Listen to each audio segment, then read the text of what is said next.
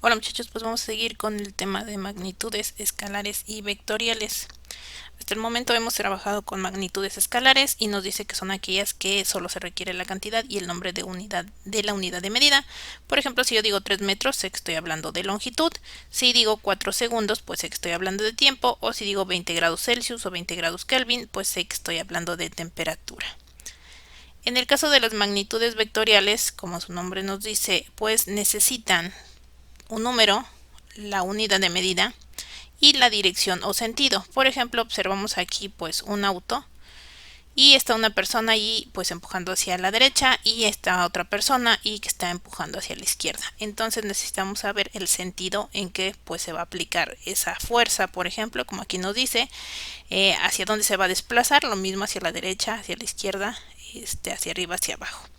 Y tenemos también que nos dice que cualquier magnitud vectorial se puede representar gráficamente por una flecha. Y esa flecha va a recibir el nombre de vector. Entonces de esa forma es como vamos a estar trabajando las magnitudes vectoriales. Ahora, un vector es una magnitud física que pues necesita un sistema de referencia. Aquí nosotros tenemos, por ejemplo, la que sería una simulación o un plano, y nos dice que tiene algunas características. Debe tener un punto de origen, magnitud o longitud, dirección y sentido. Aquí, por ejemplo, nosotros vemos nuevamente esos elementos o características. Tenemos una línea roja, esta, que podemos ver que está inclinada. Esa sería su dirección. El sentido, pues, indicar si si nuestro vector va a subir o va a bajar. Y tenemos aquí lo que es nuestro punto de origen. Y pues este módulo sería cuánto mide o cuánto es esa fuerza dependiendo de las unidades que se estén utilizando. Posteriormente, muchachos, aquí en nuestro plano cartesiano sabemos que tenemos X y Y del lado derecho tenemos X, del lado izquierdo menos X, y del lado pues en vertical tenemos Y en la parte de arriba y menos Y en la parte de abajo. Aquí aparecen también en rosa Y y J.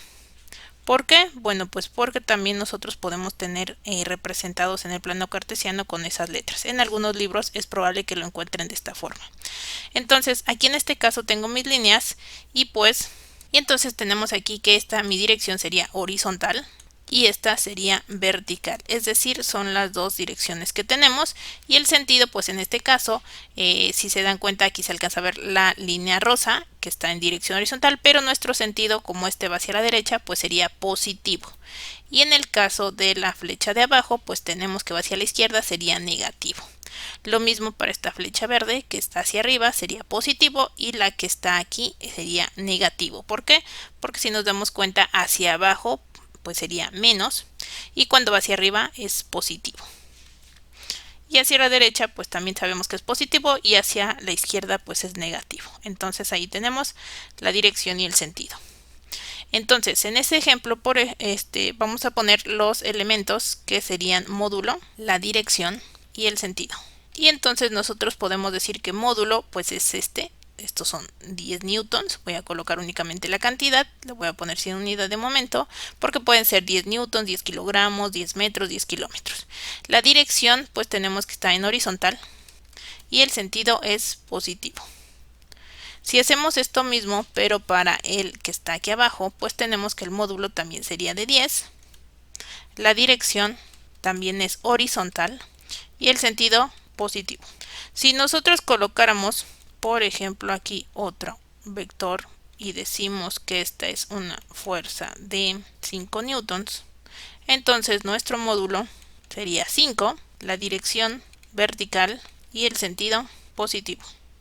Entonces de esa forma tenemos los elementos de nuestros vectores que están ahí representados. Tenemos también que un vector puede estar representado de forma gráfica o de forma escrita, es decir, yo puedo tener aquí esta flecha y me dice que mide 3, esta me dice que mide 5, esta es de 2, esta es de 10. No tiene unidades, puede ser que sean 3 kilogramos, 3 newtons o cualquier otra unidad. Entonces vamos a ver su representación escrita, voy a colocar aquí 3 y si nos damos cuenta está en horizontal y está hacia la derecha. Entonces en horizontal y hacia la derecha pues sería aquí 3x o bien 3y. cualquiera de las dos es una representación válida. En el caso de este que tenemos hacia la izquierda, tenemos que 5 está en dirección horizontal y hacia la izquierda, entonces tendríamos 5x, pero como va hacia la izquierda sería menos 5x o menos 5y. En el caso de este 2 sería 2y o bien 2j. Y en el caso de este que está al final, que está hacia abajo, pues tenemos que es 10 y pues en este sería 10y, pero sería menos, y en este sería también o menos 10j. Y entonces de esa forma podemos representar nuestros vectores. Para trabajar con los vectores vamos a usar algunas funciones trigonométricas y el teorema de Pitágoras. ¿Por qué?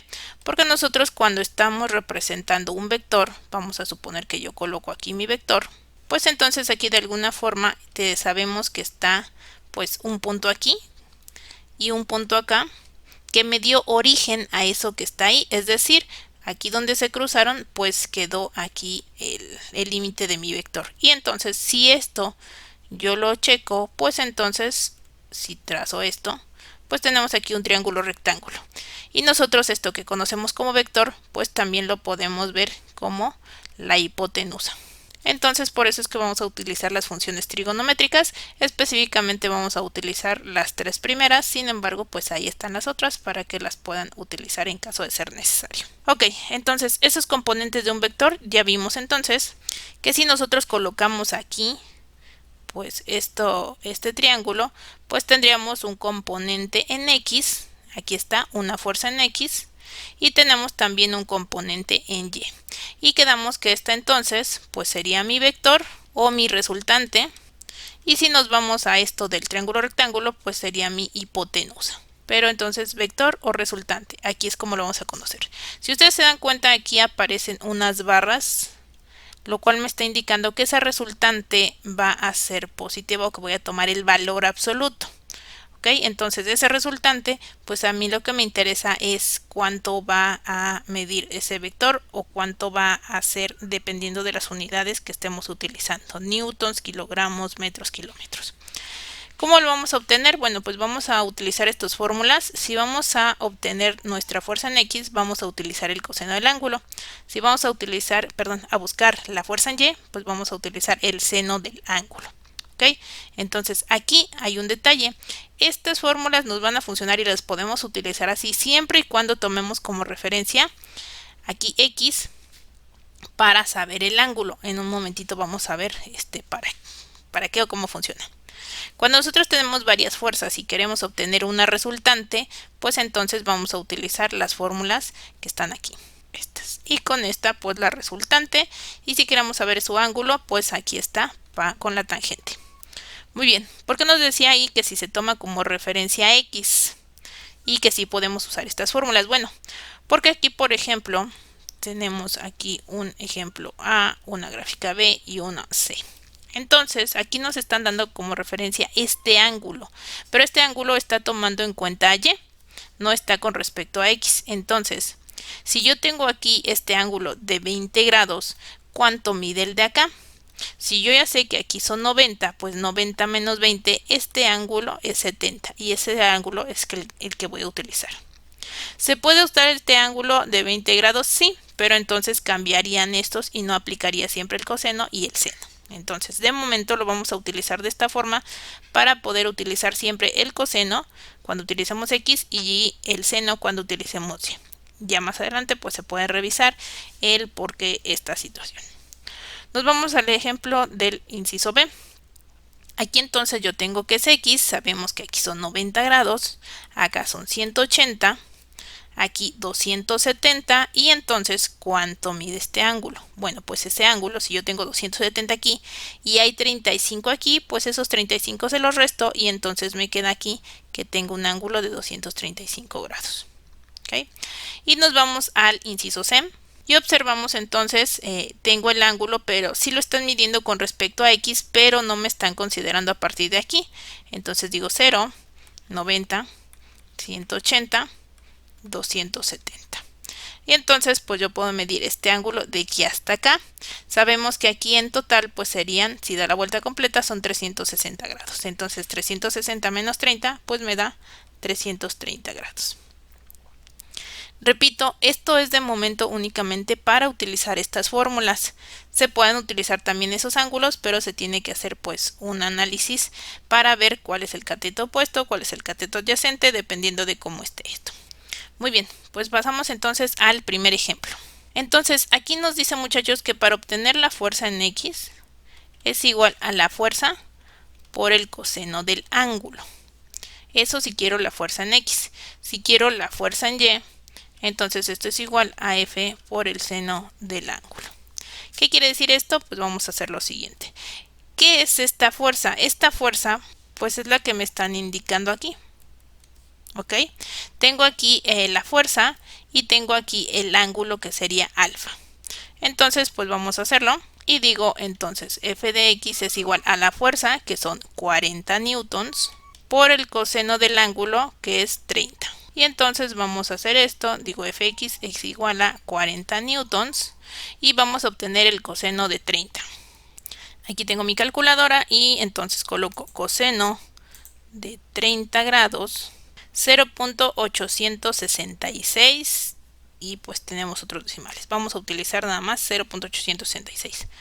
Muy bien, y ahora esto por 40 y nos dice que son 34.64. Y entonces ahí tengo mi fuerza en X, es decir, aquí esto hasta aquí estaría una fuerza X de 34.64. Vamos a hacer ahora la fuerza en Y y tenemos que la fuerza en Y es igual a la misma fuerza de 40 newtons, pero ahora por el seno de 30 grados. Seno de 30 y nos da que es 0.5. Y ese 0.5 por la fuerza de Y por 40 pues nos va a dar 20 newtons. Y entonces pues ya tenemos nuestra fuerza en Y. Muy bien, vamos al siguiente ejemplo. Aquí encontramos que tenemos la fuerza en X, lo mismo, la fuerza por el coseno del ángulo. Para la fuerza en Y pues es F por el seno del ángulo. Y entonces pues vamos a ver, la fuerza ya la tenemos aquí, entonces la fuerza que voy a utilizar es 30 newtons. ¿Y cuánto vale el ángulo? Bueno, pues vamos a ver que el ángulo, si tomamos en cuenta lo anterior, que dijimos que a partir de X, aquí del 0, pues entonces este ángulo, aunque aquí me dicen 45, pues yo tengo aquí 90, acá tengo 180, y entonces ¿cuánto mide de aquí hacia acá? Pues serán los 180 menos 45, y tenemos que sería 135 grados. Vamos a comprobarlo. 180 menos 45 y son 135, efectivamente. Puedo sacar de una vez aquí el coseno porque es lo que voy a utilizar, pero bueno, ahorita lo realizamos. Entonces quedamos que era Fx es igual a la fuerza, aquí quedamos entonces 135 grados, la fuerza 30 newtons, por el coseno del ángulo que voy a utilizar 135 grados. 30 newtons y vamos a ver cuánto sale el coseno de 135. Coseno de 135 y nos dice que es menos 0.771. Ok, vamos a ocupar tres dígitos. 0.707 menos 0.707 y esto lo vamos a multiplicar por 30.